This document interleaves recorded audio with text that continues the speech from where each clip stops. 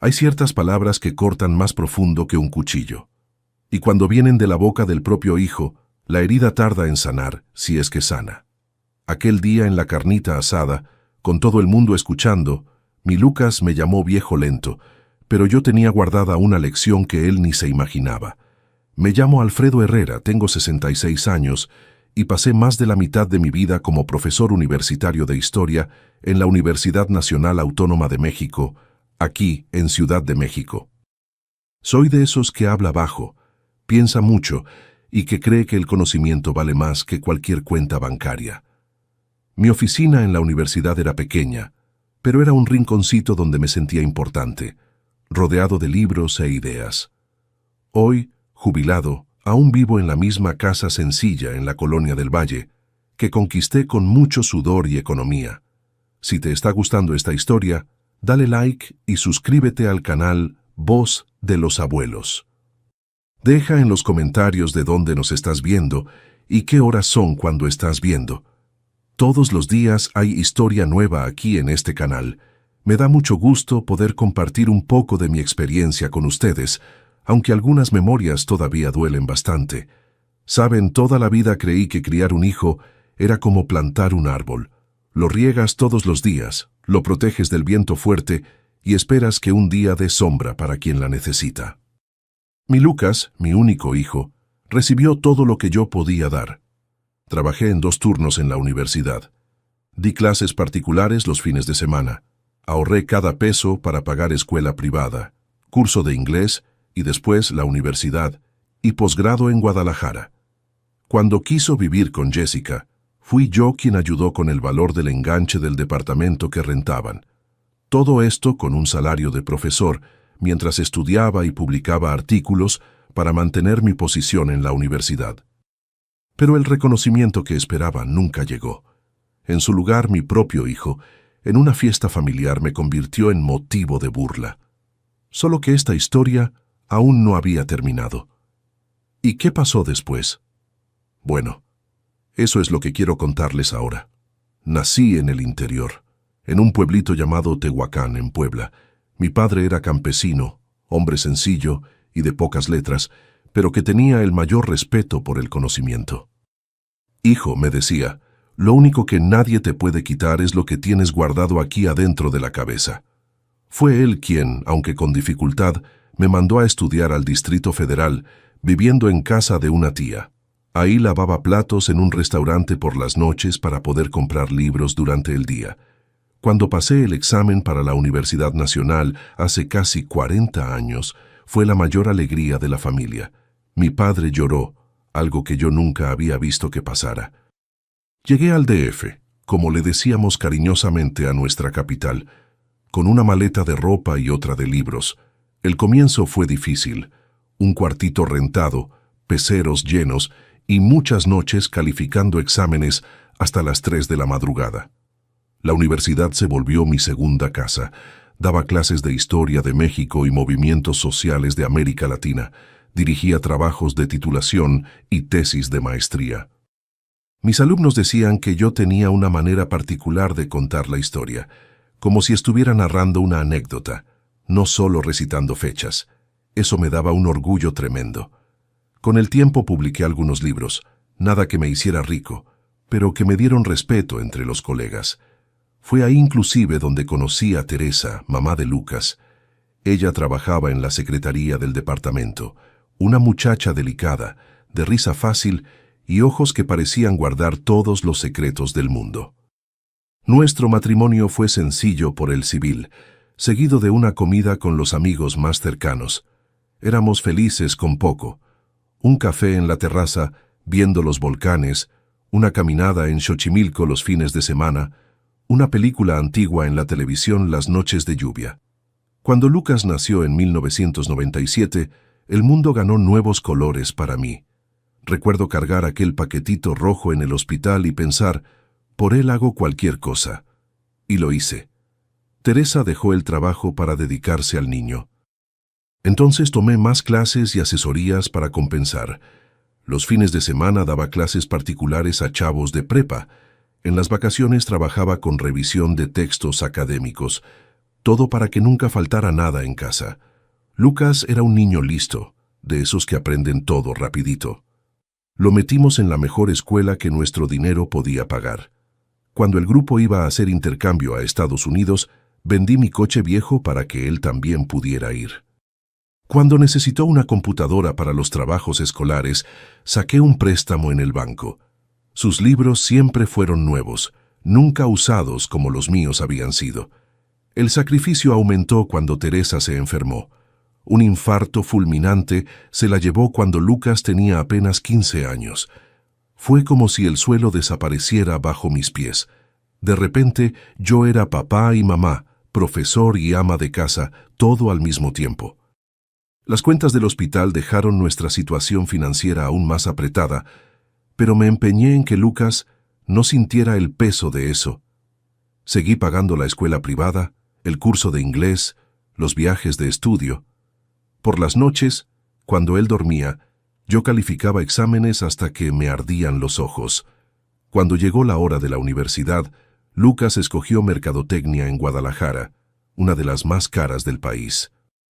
Vendí el departamento pequeño donde vivíamos y compré uno todavía más pequeño, solo para poder pagar las mensualidades y ayudar con la renta en la capital tapatía. Me mudé a un lugar más alejado del centro, aumentando mi tiempo de traslado, pero disminuyendo los costos. Comencé a almorzar en la cafetería de la universidad para ahorrar, cancelé suscripciones de revistas académicas y comencé a frecuentar más la biblioteca. A lo largo de esos años, construí un pequeño patrimonio con mucho sudor. Además del departamento donde vivo, logré comprar un terreno en Tepoztlán y un coche sencillo que cambiaba cada 5 años. También mantenía ahorros para emergencias y algunas inversiones en fondos conservadores, de esos en los que un profesor jubilado confía. Nada de lujos, pero lo suficiente para una vida tranquila y para poder ayudar a Lucas cuando fuera necesario. Fue en la universidad en Guadalajara que Lucas conoció a Jessica, una muchacha bonita de familia adinerada de Puerto Vallarta. El papá de ella, Sergio, era dueño de una empresa de yates, de esos empresarios que se empeñan en mostrar cuánto tienen. Cuando Lucas me presentó a la familia de ella, sentí de inmediato la incomodidad.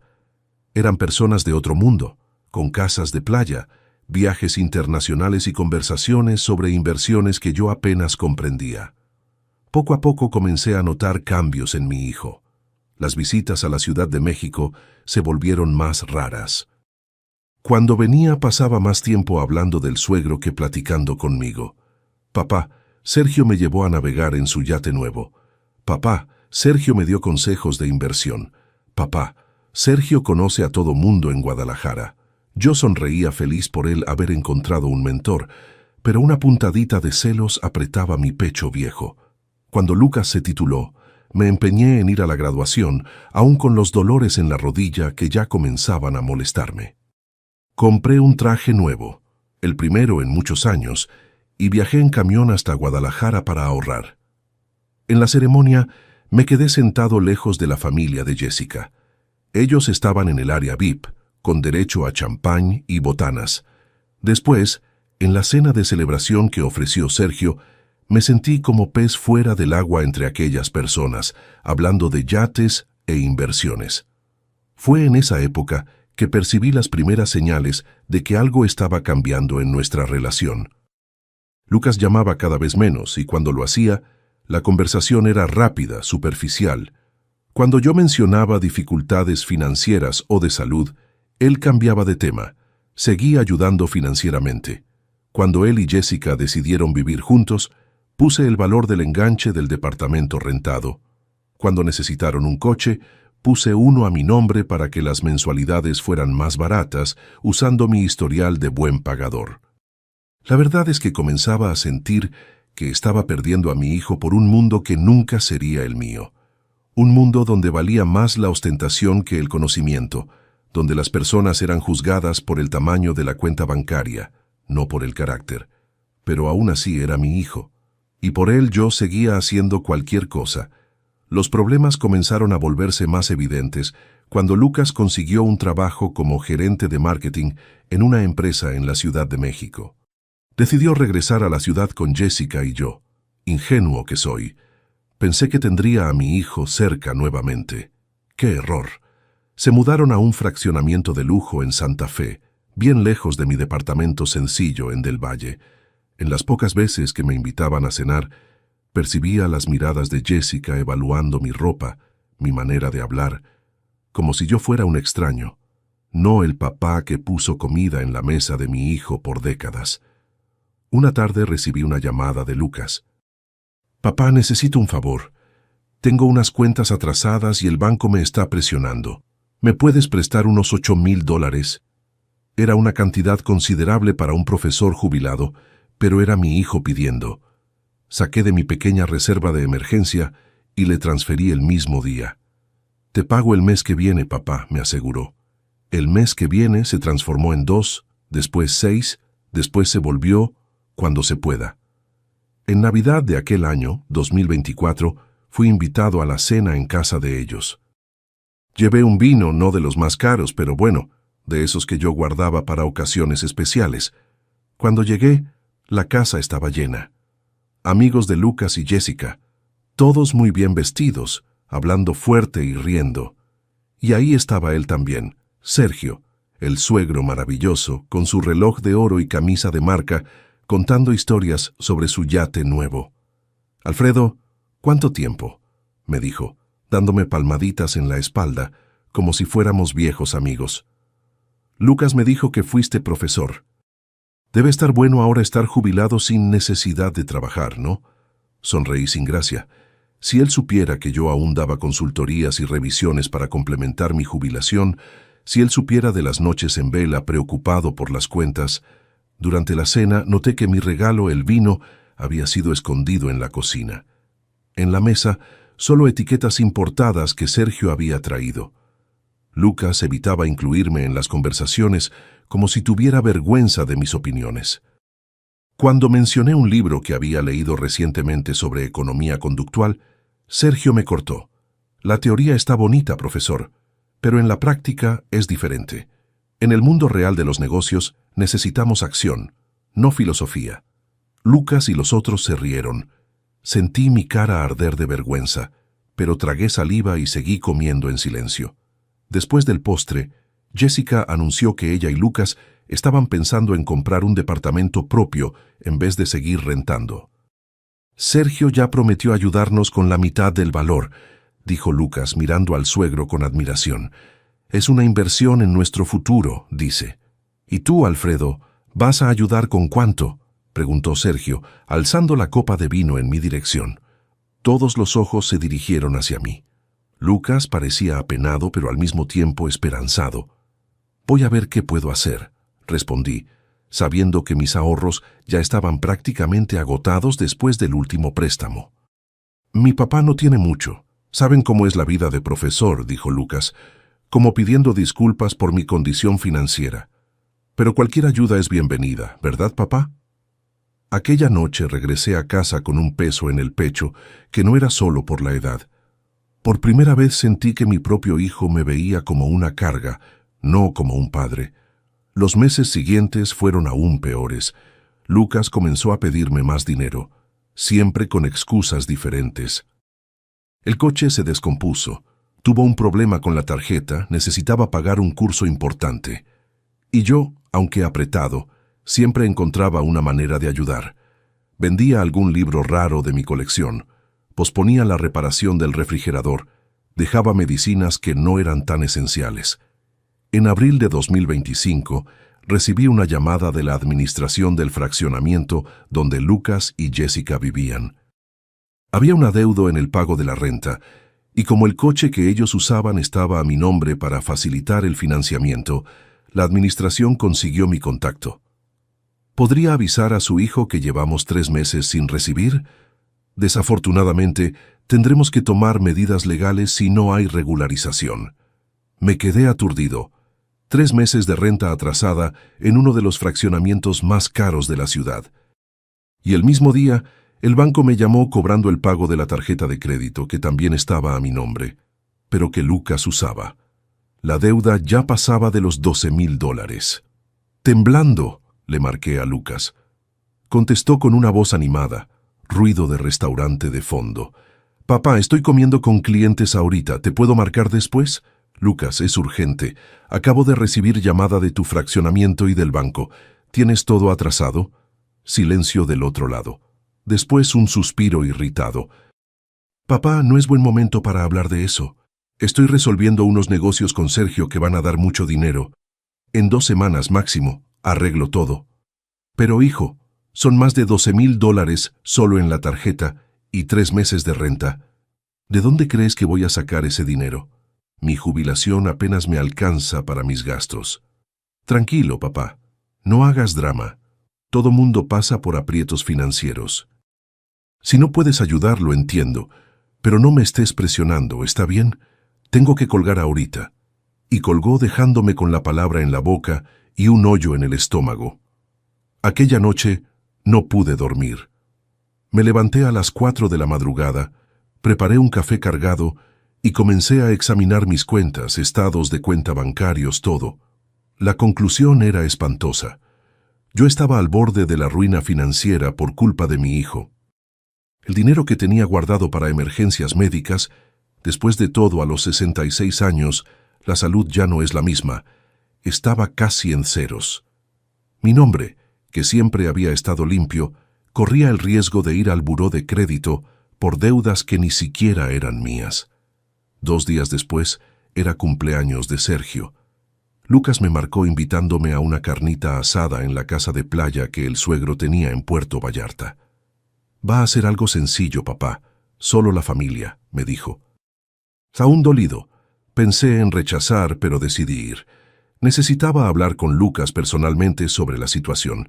Llegué a la casa sencilla de Sergio, una mansión con vista al mar, alberca de borde infinito y una cochera con 3 carros importados. La carnita asada se hacía en el área de la alberca, con meseros sirviendo tragos y un taquero profesional preparando carnes selectas. De sencillo, no tenía nada. Busqué a Lucas entre los invitados y lo encontré al lado de Sergio, los dos riéndose y tomando whisky importado. Cuando me vio, Lucas hizo una seña rápida, pero no vino a recibirme.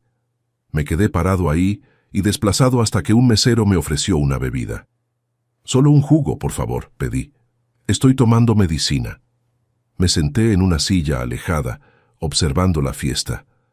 Jessica circulaba entre los invitados elegante, en un vestido que seguramente costaba más que 3 meses de mi jubilación. Lucas parecía tan a gusto en aquel ambiente de ostentación como parecía incómodo en las reuniones sencillas que yo organizaba en mi casa. Después de algunas horas, cuando todos ya estaban bien alegres por la bebida, Sergio se subió a una pequeña tarima que habían puesto al lado de la alberca, agarró un micrófono y pidió la atención de todos. Quería agradecer la presencia de ustedes en mi cumpleaños. Es bueno estar rodeado de gente que uno quiere y admira. Aplausos y silbidos. Sergio continuó, y quería hacer un agradecimiento especial a mi yerno Lucas, que además de un gran profesional es como un hijo para mí. Lucas sonrió visiblemente orgulloso. Sergio hizo una seña llamándolo, y mi hijo se subió a la tarima agarrando el micrófono. Gracias, Sergio. Sabes cuánto te admiro y respeto. Alzó la copa de whisky. Este de aquí es mi suegro personal, un hombre que conquistó todo solo, un verdadero ejemplo. Más aplausos. Lucas dio un trago a la bebida y continuó, el alcohol claramente afectando su juicio. Ya mi papá, en cambio, en ese momento señaló hacia mí, y todas las miradas se dirigieron en mi dirección. Siempre fue un viejo lento que vivía en los libros y nunca entendió lo que es el éxito de verdad. Hubo un momento de silencio incómodo, luego sustituido por risas nerviosas. Vi a algunos invitados intercambiando miradas de incomodidad. Otros se rieron abiertamente. Hasta Sergio soltó una risita y aplaudió. Fue como si el tiempo se detuviera. Las palabras de mi hijo, mi único hijo, por quien yo había sacrificado todo, resonaban en mi cabeza. Viejo lento. ¿Así me veía? Ese era el valor que le daba a todos los sacrificios que hice. Me levanté lentamente, el corazón latiendo pesado en el pecho. Caminé hasta la tarima, sintiendo todas las miradas acompañándome. Lucas, que aún se reía, paró al verme acercar. Su cara mostró un destello de culpa, rápidamente sustituido por una expresión defensiva. «Papá, es solo una broma, no te enojes». Agarré el vaso de jugo que tenía en la mano, lo levanté en un brindis silencioso y entonces, con una calma que ni yo sabía que tenía, hablé. «Entonces que sea él quien pague tu renta, tu tarjeta y tus caprichos. A partir de hoy termino mi parte en esta historia». Lucas se rió, pero era una risa nerviosa. «Papá, no seas dramático. Todo mundo sabe que siempre me has ayudado». «Exactamente. Te ayudé tiempo pasado». Lo miré a los ojos, sintiendo una mezcla de tristeza y determinación que nunca había experimentado antes. Pero el viejo lento aquí aprendió la lección. Me volteé para irme, pero antes miré a Sergio. «Felicidades por el cumpleaños. Espero que esté preparado para ser aún más generoso con su segundo hijo. Parece tener necesidades bien caras». Y salí, dejando un silencio pesado detrás de mí. En el coche, mi mano temblaba tanto que apenas pude meter la llave en el contacto. Lágrimas calientes corrían por mi cara arrugada. No eran lágrimas de tristeza, sino de una rabia profunda, de esas que guardas por tanto tiempo que cuando finalmente explota, se vuelve una tempestad. Cuando llegué a casa ya pasaba de la medianoche. En vez de ir a la cama, me senté en la mesa de la cocina y comencé a escribir. Primero, una lista de todo lo que había hecho por mi hijo a lo largo de los años. Después, una lista de todo lo que él me había devuelto. Préstamos no pagados, promesas rotas, falta de respeto. La diferencia entre las dos listas era abismal. Agarré mi celular y bloqueé el número de Lucas. Después mandé un email a mi abogado, pidiendo una reunión urgente para el día siguiente. Era hora de cortar los lazos financieros que aún me ataban a mi hijo. El coche a mi nombre, la tarjeta de crédito, todo sería cancelado. Aquella noche dormí como no dormía en años, un sueño profundo y sin sueños, como si un peso enorme hubiera sido quitado de mis hombros. La mañana siguiente al desastroso cumpleaños de Sergio, desperté con una claridad que no sentía desde hacía mucho tiempo.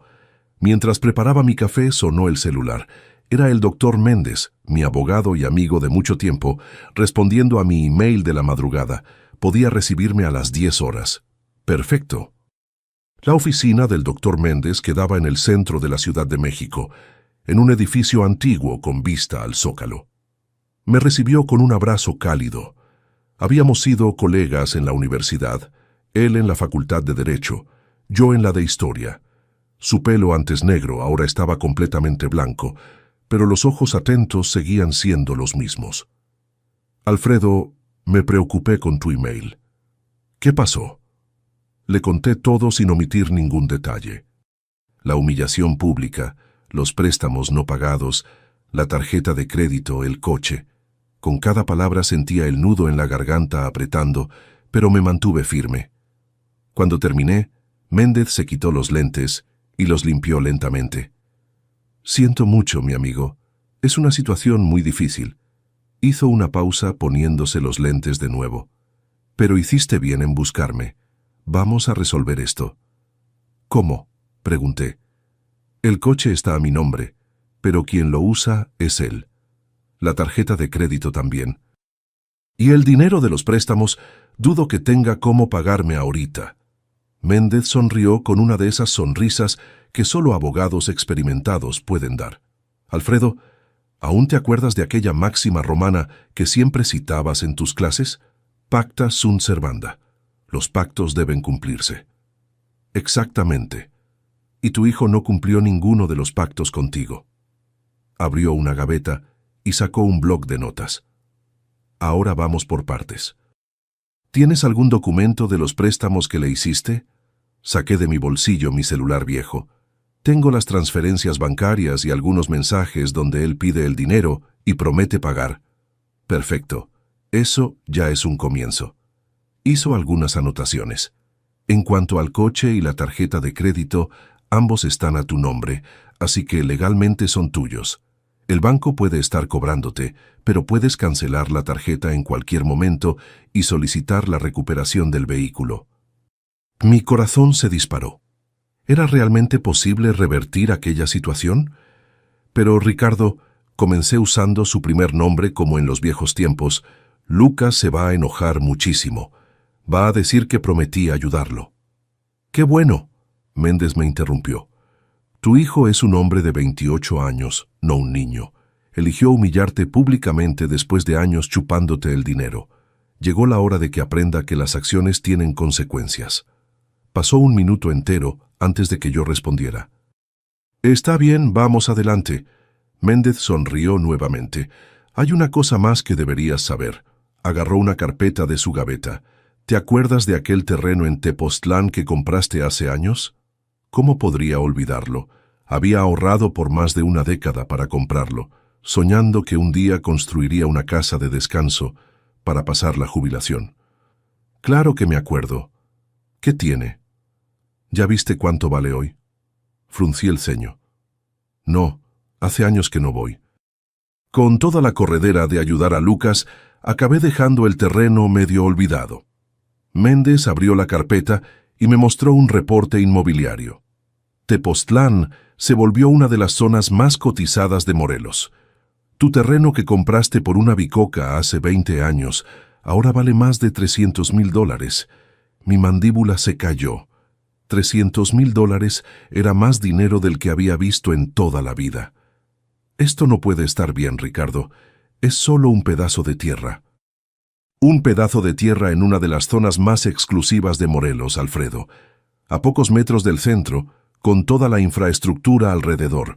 Las constructoras matarían por ese terreno. Me quedé en silencio, tratando de procesar la información. Méndez continuó. Y hay más. Tu hijo sabe de esto. Encontré registros de que anduvo haciendo consultas sobre el terreno en el registro público. Sospecho que estaba esperando que le transfirieras la propiedad, como hiciste con tantas otras cosas. Una ola de indignación me invadió. Lucas sabía del valor del terreno y nunca me dijo nada. Mientras yo vivía contando centavos, él planeaba agarrar mi patrimonio más valioso. ¿Qué sugieres que haga?, pregunté, sintiendo las manos temblar. Primero vamos a cancelar la tarjeta de crédito y solicitar la recuperación del coche. Después sugiero que consideres vender el terreno. Con el dinero puedes saldar tus deudas, invertir para complementar tu jubilación y aún vivir cómodamente el resto de la vida. ¿Y en cuanto a Lucas? Méndez se quitó los lentes nuevamente. Su mirada era seria y compasiva. Alfredo, eres mi amigo, así que voy a ser sincero. Tu hijo necesita aprender a vivir con sus propias piernas. No vas a estar aquí para siempre.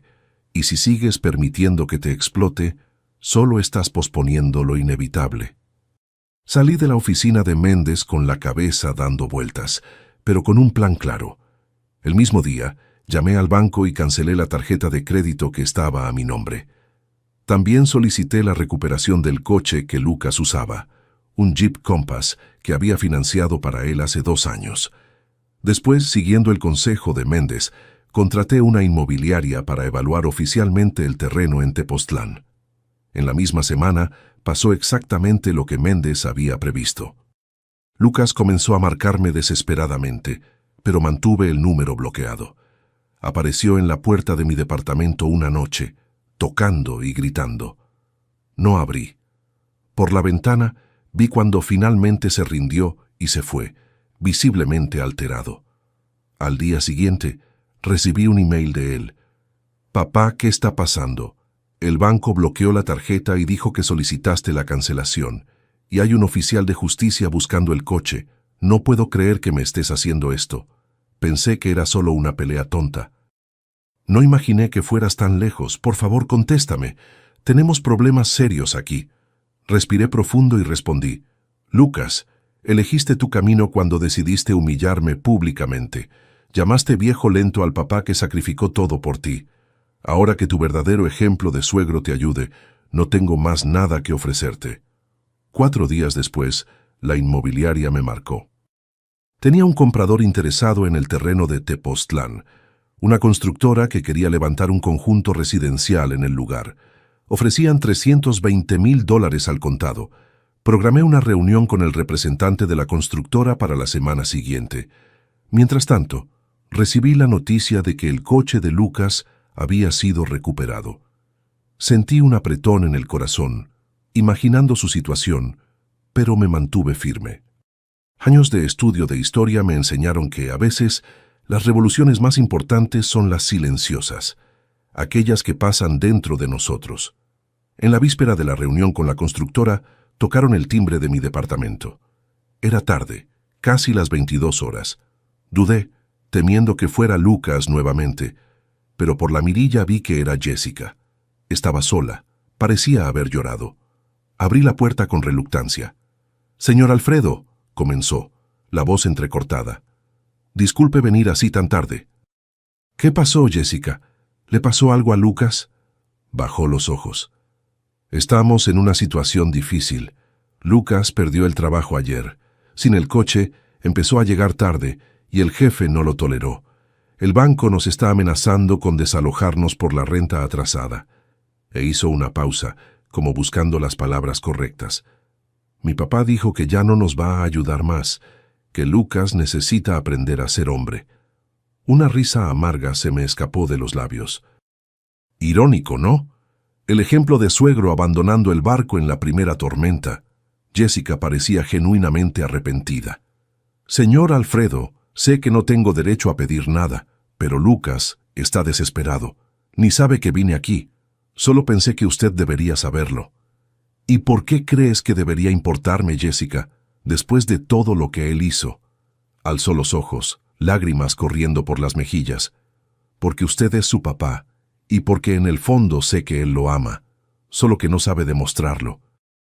Creció pensando que necesitaba impresionar a todo mundo, ser más de lo que realmente es. Tragó saliva. Y yo incentivé eso. Me enorgullecía de tener un novio que parecía tenerlo todo, que impresionaba a mis amigas. Solo ahora me doy cuenta de lo superficial que era eso. Me quedé en silencio, procesando sus palabras. Parte de mí quería creerle. Quería pensar que mi hijo aún podía salvarse de aquel mundo de apariencias. Pero otra parte, la que había sido herida profundamente, permanecía desconfiada. «Jessica, agradezco tu visita, pero ya no puedo ayudar». Asintió lentamente, como si ya esperara esa respuesta. «Entiendo. Solo quería que supiera que voy a dejar a Lucas. Me regreso a casa de mis papás en Guadalajara mañana. Ya no aguanto más esta situación». Aquella revelación me tomó por sorpresa. «¿Lo vas a dejar ahora, cuando más te necesita?» Una sonrisa triste apareció en sus labios. «Qué curioso que usted diga eso después de todo, pero sí me voy. Me di cuenta de que no amo a Lucas lo suficiente para quedarme a su lado cuando las cosas se ponen difíciles, y tal vez eso sea bueno para que él se dé cuenta de quién realmente se preocupa por él». Cuando Jessica se fue, me quedé horas despierto pensando. En la mañana siguiente, tomé mi decisión. La reunión con la constructora fue en la oficina de Méndez. El representante, un hombre de traje impecable y sonrisa ensayada, presentó toda la propuesta. $320,000 por el terreno, contrato firmado en hasta 30 días.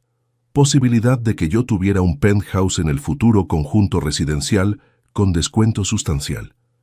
Miré a Méndez, que asintió discretamente. Era un excelente negocio. Cualquier persona en su sano juicio aceptaría inmediatamente. «Necesito 24 horas para pensar», respondí. El representante pareció sorprendido, pero aceptó.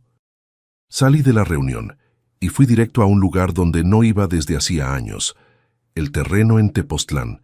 Era una tarde de cielo despejado, con ese azul intenso que solo el centro de México puede producir. El terreno seguía como lo recordaba, un pedazo generoso de tierra con vista parcial a los cerros, rodeado por casas y fraccionamientos de lujo. Me senté en una piedra y me quedé ahí, recordando los sueños que tenía para aquel lugar, los planes de construir una casa sencilla, donde podría recibir a mi hijo y futuros nietos. Regresé a casa al atardecer con la mente más clara. Le marqué a Méndez. «Ricardo, decidí aceptar la propuesta de la constructora, pero con una condición». «¿Cuál?», preguntó curioso. Quiero que la mitad del valor sea puesto en un fideicomiso, un fondo que solo podrá ser accedido por mi hijo dentro de 5 años. Y aún así, solo si cumple ciertas condiciones. Hubo un silencio del otro lado de la línea. Alfredo, ¿estás seguro? Después de todo lo que él hizo. Estoy seguro. Soy profesor, Ricardo. Creo en la educación, en la posibilidad de transformación. Tal vez esta sea la última y más importante lección que puedo enseñar a mi hijo. Al día siguiente, firmé el contrato de venta del terreno. Como acordé con Méndez, la mitad del valor, $160,000, sería depositada directamente en mi cuenta. La otra mitad iría a un fideicomiso, manejado por un banco de confianza, con condiciones específicas para que Lucas pudiera acceder a él. Necesitaría demostrar estabilidad profesional por al menos 3 años, hacer terapia regularmente y, lo más importante, realizar trabajo voluntario en una ONG educacional que yo mismo había ayudado a fundar años atrás. Una semana después de la firma del contrato, recibí otra visita sorpresa. Era casi mediodía cuando tocaron el timbre.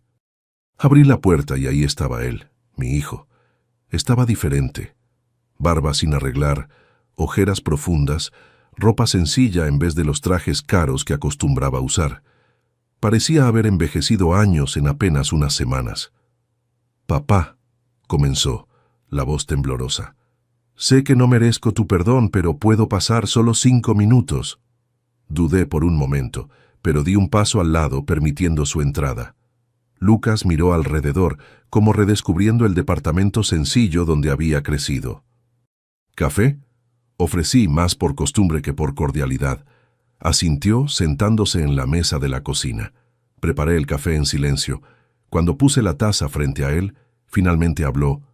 «Jessica me dejó. Se regresó a Guadalajara. Dijo que no podía quedarse con un fracasado». No mostré sorpresa, ya sabía de su decisión. «¿Y tu suegro ejemplar no está ayudando?». Lucas soltó una risa amarga. «Sergio me bloqueó. Dijo que no invierte en perdedores, que no soy el yerno que él pensaba». Tomó un sorbo de café. «Perdí todo, papá. El trabajo, la novia, el coche, el departamento, y principalmente perdí tu respeto». Me quedé en silencio, observándolo. Parecía sincero en su arrepentimiento, pero ya había sido engañado antes. «¿Por qué viniste aquí, Lucas? ¿Qué esperas de mí ahora?». Alzó los ojos rojos e hinchados. «Nada, papá. No vine a pedir dinero, si eso es lo que estás pensando. Vine a pedirte disculpas por lo que dije en aquella carnita asada, por todos los préstamos que no pagué, por haber sido un hijo malagradecido». Respiró profundo. «Y vine a decirte que tenías razón sobre todo, sobre Sergio, sobre Jessica, sobre lo tonto que estaba haciendo». «¿Y ahora cuáles son tus planes?». Lucas se encogió de hombros. «Sinceramente, no sé. Estoy durmiendo en el sofá de un amigo de la universidad, tratando de encontrar trabajo, pero con mi nombre en el buró está difícil. Solo sé que necesito empezar de nuevo, desde cero si es necesario». Me levanté y fui hasta la sala. Regresé con un sobre que había preparado días antes, esperando que este momento llegara. «Ten», dije, poniendo el sobre frente a él. «Es el contrato de renta de un departamento pequeño en el centro. Está a tu nombre. El primer mes ya está pagado». Lucas miró el sobre confundido. «Papá, no entiendo por qué». «Porque sigo siendo tu papá, Lucas, y porque creo que las personas pueden cambiar si tienen la oportunidad». Hice una pausa. «Pero no pienses que te estoy dando un pase libre.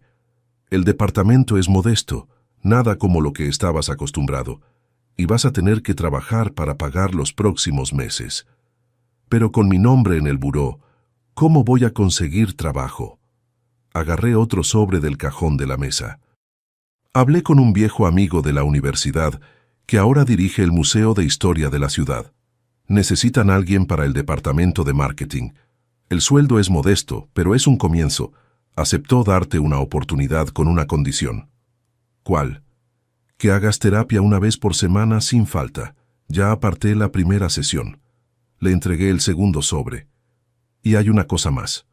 Lucas me miraba con una mezcla de sorpresa y gratitud. «Vendí el terreno de Tepoztlán por mucho dinero». Vi sus ojos agrandarse. La mitad está en un fondo que solo podrás acceder dentro de 5 años, y solo si cumples ciertas condiciones. ¿Qué condiciones? Mantenerte en el trabajo, hacer terapia regularmente y trabajar como voluntario en la ONG Educación para Todos los sábados. Méndez es el administrador del fondo y no te va a facilitar las cosas. Lucas se quedó en silencio por mucho tiempo, mirando los sobres en su mano. Entonces, algo inesperado pasó. Comenzó a llorar. No un llanto contenido, sino sollozos profundos que sacudían todo su cuerpo. «No merezco esto, papá», logró decir entre los sollozos. «No merezco tu bondad». Me levanté y puse la mano en su hombro. «No, no la mereces». Pero esa es la diferencia entre un papá de verdad y un suegro ejemplar.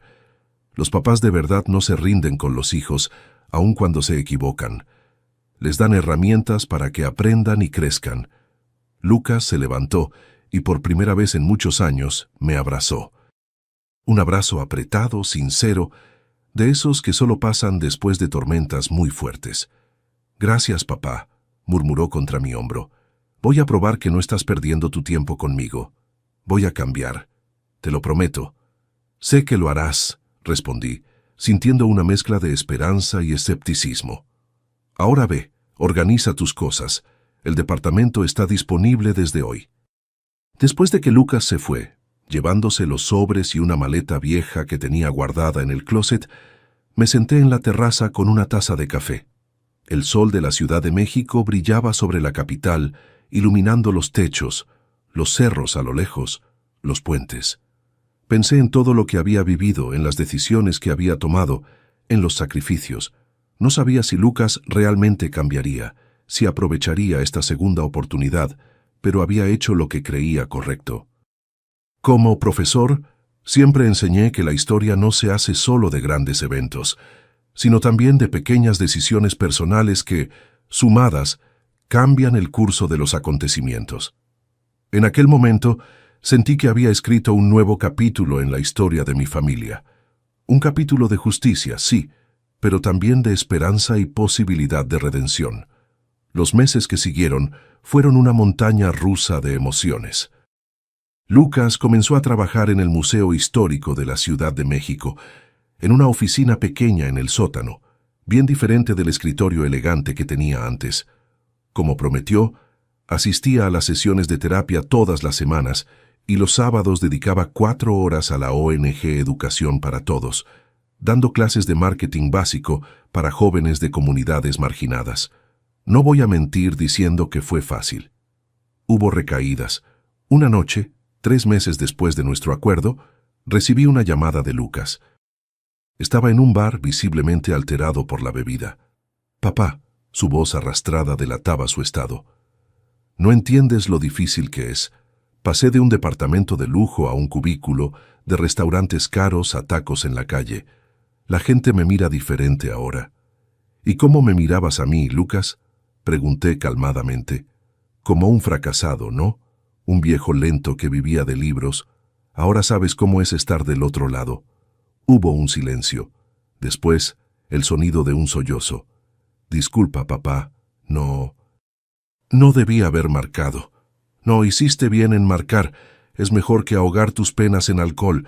Mañana tienes sesión con la doctora Camila, ¿no? Habla de esto con ella, sobre cómo es sentirse humillado, cómo es perder estatus». Al día siguiente, Lucas me mandó un mensaje sencillo.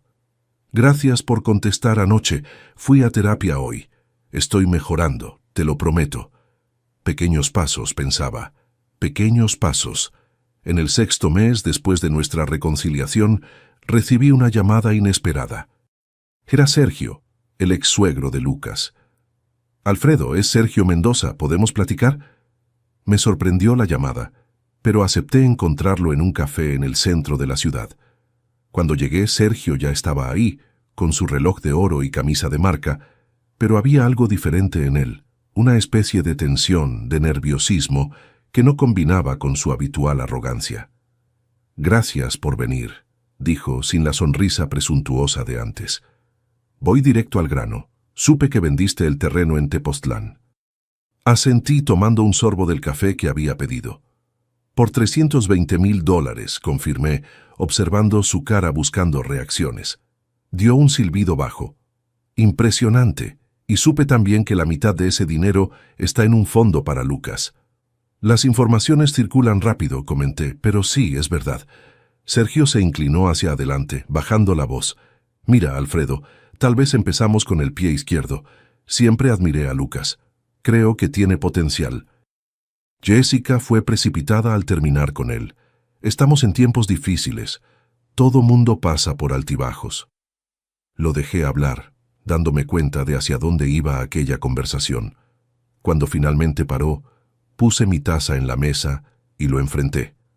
Sergio, dijiste una vez que no inviertes en perdedores, que no era el yerno que pensabas que tenías. ¿No fueron esas tus palabras para Lucas? Tuvo la decencia de parecer apenado. Bueno, tal vez fui un poco duro. El estrés de los negocios, ya sabes cómo es. No sé. Nunca abandoné a mi hijo aun cuando me humilló públicamente. Pagué mi café y me levanté. Si es el dinero lo que te interesa, quédate tranquilo. Lucas solo tendrá acceso a él dentro de 5 años, y solo si cumple todas las condiciones establecidas. Condiciones que incluyen construir carácter, algo que el dinero no compra. Salí del café dejando a Sergio boquiabierto. Mientras caminaba a casa, sentí una extraña satisfacción, no por la confrontación en sí, sino por haber finalmente visto más allá de la fachada de aquel hombre que, por tanto tiempo, mi hijo había idolatrado. En el primer aniversario de nuestra reconciliación, invité a Lucas a cenar en mi departamento. Cociné yo mismo, un risotto sencillo, receta de Teresa, que había perfeccionado a lo largo de los años de soledad. Lucas llegó puntualmente, trayendo una botella de vino. No de las más caras, noté con aprobación, y un pequeño paquete. Para ti, papá, dijo entregándome el paquete. No es nada del otro mundo, pero... Abrí con cuidado. Era un portarretratos antiguo, de esos de madera trabajada. Dentro, una foto que no veía desde hacía años. Teresa, yo y Lucas, en Xochimilco, cuando él tenía unos 10 años. Estábamos los tres sonriendo, las trajineras al fondo, nuestras caras iluminadas por el sol de verano. La encontré entre mis cosas, explicó Lucas. La mandé restaurar. El marco lo hizo un artesano de la ONG donde trabajo los sábados, un señor de 70 años que aprendió carpintería después de jubilarse. Sentí un nudo en la garganta. Es perfecto, hijo. Gracias. Durante la cena, Lucas me contó sobre su trabajo en el museo. Había sido promovido recientemente. Ahora coordinaba toda la difusión de las exposiciones, no solo la parte operativa. Es un desafío diferente, explicó. En el mundo corporativo, todo era sobre vender más, consumir más.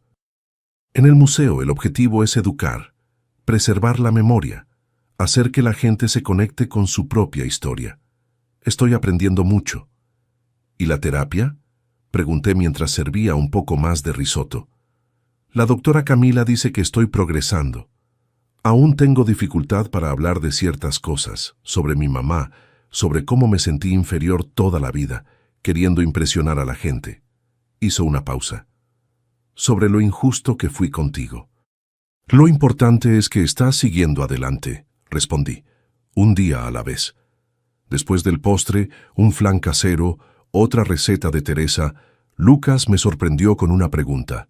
Papá, ¿crees que algún día vas a poder perdonarme completamente por todo lo que hice? Miré a mi hijo, ya no más el niño por quien sacrifiqué todo, ni el joven arrogante que me humilló, sino el hombre que estaba tratando de reconstruir su vida sobre bases más sólidas. Lucas, el perdón no es algo que se concede de una vez, como un documento firmado. Es un proceso, día tras día. Tengo días en que recuerdo aquella carnita asada y aún siento el dolor de tus palabras, y tengo días como hoy en que te miro y veo al hijo que siempre quise que fueras. Asintió, los ojos brillando de lágrimas contenidas. Entiendo y acepto eso. Voy a trabajar para merecer tu perdón todos los días, si es necesario. 2 años pasaron desde aquella conversación. La vida siguió su curso con sus altibajos. Lucas continuó en el museo, progresando en su carrera. La terapia ya no era semanal, sino quincenal, y mantenía su compromiso con el trabajo voluntario, aun cuando ya no necesitaba probar nada para el fideicomiso. Yo, con mi nueva comodidad financiera, pude finalmente hacer cosas que siempre había pospuesto. Viajé a España, tierra de mis ancestrales. Pasé un mes en Argentina estudiando los movimientos sociales que tanto me fascinaban. Compré libros raros que antes solo podía admirar de lejos, pero más importante, pude ayudar a amigos y exalumnos en dificultades, como tantas veces había deseado hacer. Jessica regresó a la Ciudad de México en una ocasión para resolver asuntos pendientes. Se encontró con Lucas por casualidad en un café en el centro. Él me contó después. Parecía diferente, papá, menos brillante, ¿sabes? Me invitó a cenar, dijo que había sido precipitada, que tal vez podríamos intentar de nuevo. ¿Y qué le dijiste?, pregunté curioso. Le dije que estaba siguiendo mi camino y que prefería continuar solo por ahora, que aún estaba aprendiendo a conocerme de verdad, sin tratar de impresionar a nadie. Sonreí con orgullo. Mi hijo realmente estaba creciendo. En el tercer aniversario de nuestra reconciliación, hicimos algo diferente. En vez de la cena en mi departamento, Lucas me invitó a conocer un proyecto de la ONG donde trabajaba. Era una biblioteca comunitaria que habían ayudado a montar en una comunidad marginal en Iztapalapa. Mientras caminábamos entre los estantes recién instalados, niños corrían a nuestro alrededor, emocionados con los libros nuevos. Lucas era tratado con respeto y cariño por todos, niños, voluntarios, empleados, no por el dinero que un día tendría, no por apariencias o conexiones, sino por el trabajo real que venía haciendo ahí. Estoy pensando en dejar el museo, me dijo mientras regresábamos a casa. Recibí una invitación para dirigir el área de marketing de esta ONG. El sueldo es menor, pero el trabajo es más significativo. ¿Y qué decidiste? Aún estoy pensando, pero me inclino a aceptar. Nunca imaginé que diría esto, papá, pero creo que encontré algo que me importa más que el dinero. Asentí, sintiendo una satisfacción profunda. Aquella era una lección que ninguna humillación o castigo podría enseñar. Tenía que venir de adentro, de una transformación genuina. Ahora, en agosto de 2025, las cosas finalmente parecen haber encontrado su equilibrio. Lucas aceptó el empleo en la ONG y se mudó a un departamento más grande, pero aún modesto. Comenzó a salir con una maestra que conoció en el proyecto, una muchacha sencilla, de sonrisa sincera, que parece quererlo por lo que es, no por lo que aparenta tener. En cuanto a mí, a los 66 años, descubrí una nueva etapa de la vida. Comencé a dar pláticas en escuelas sobre historia y memoria. Volví a publicar, no artículos académicos, sino crónicas sobre la vida, sobre envejecer, sobre las lecciones que solo el tiempo enseña. Mi departamento sigue siendo el mismo, pequeño, acogedor, lleno de libros, pero ahora recibe más visitas, más risas, más vida. Sergio reapareció algunas veces, siempre con nuevas propuestas de sociedades, siempre con el mismo interés mal disimulado en el dinero del fondo. En su último intento, fue Lucas quien lo atendió. Sergio, con todo respeto, ya no necesito tu aprobación o tus consejos. Encontré mi propio camino. Un día voy a tener acceso al dinero que mi papá guardó para mí. Y cuando ese día llegue, sabré usarlo con sabiduría, porque habré aprendido el valor real de las cosas. A veces, cuando estamos sentados en la terraza de mi departamento, viendo el sol ponerse sobre la Ciudad de México, pienso en toda esta jornada, en la humillación pública que sufrí, en el dolor que sentí, en la rabia que me consumió. Y pienso también en la redención que vino después, lenta e incierta, pero real.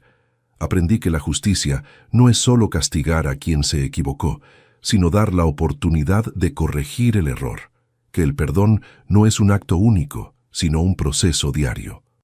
Que el verdadero éxito no se mide por coches, casas o cuentas bancarias, sino por la capacidad de dormir en paz con la propia conciencia. Mi hijo aprendió que el respeto no se compra, se conquista, que el carácter vale más que la apariencia, que al final del día, cuando todas las máscaras caen, lo que queda es quien realmente somos. Y en cuanto al terreno de Tepoztlán, que por tanto tiempo representó un sueño pospuesto. Bueno, la constructora levantó un conjunto residencial de lujo en el lugar. A veces paso en coche por ahí y veo los edificios elegantes, las familias ricas entrando y saliendo. No siento arrepentimiento. Aquel pedazo de tierra trajo una lección mucho más valiosa que cualquier casa que yo pudiera construir. El viejo profesor de historia que soy no resistió la tentación de encontrar una frase para resumir toda esta experiencia, y vino de un filósofo antiguo que siempre admiré. No es lo que te pasa, sino cómo reaccionas a lo que te pasa, lo que importa. La vida es así, impredecible, a veces cruel, a veces generosa. Lo importante es permanecer fiel a los propios valores, aun cuando el mundo parece voltearse de cabeza, aun cuando aquellos que más amamos nos hieren, aun cuando todo parece perdido. Porque al final, como dice el viejo dicho del interior que mi papá me enseñó, el tiempo es señor de la razón, y quien escupe en el plato que comió, un día siente el sabor amargo de su propia saliva. Gracias por escucharme hasta aquí. Si te gustó, dale like y suscríbete al canal Voz de los Abuelos. Quien vio hasta el final, comenta ahí abajo la palabra recomienzo. Y no dejes de checar las otras historias aquí del canal. Aquí en la pantalla tienes 2 que te van a gustar. Un abrazo de este viejo.